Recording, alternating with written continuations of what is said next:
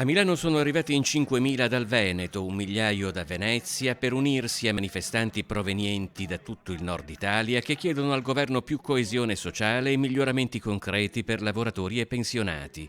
Partita da Piazza Castello in corteo fino a Piazza Sempione, la manifestazione di Milano è una delle 5 che si svolgono in Italia nell'ambito dello sciopero generale di 8 ore proclamato da CGIL e UIL contro una legge di bilancio definita inadeguata e ingiusta.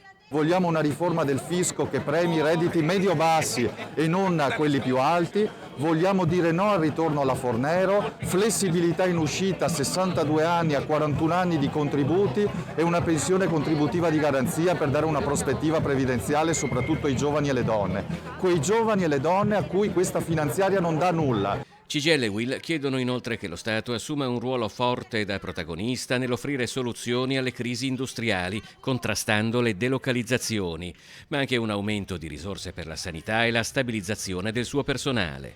Ci dicono che va tutto bene, che un paese sta crescendo, noi invece abbiamo una preoccupazione immensa per l'occupazione, per lo sviluppo industriale, per la crescita, per le pensioni e per tutto quello che non va. Noi vogliamo un paese più giusto e lotteremo fino alla fine perché questo possa esserlo. L'ingiustizia è quella di un paese in cui lavoro, reddito e attenzione del Parlamento viaggiano secondo i sindacati a velocità molto diverse a seconda delle occupazioni e delle classi sociali.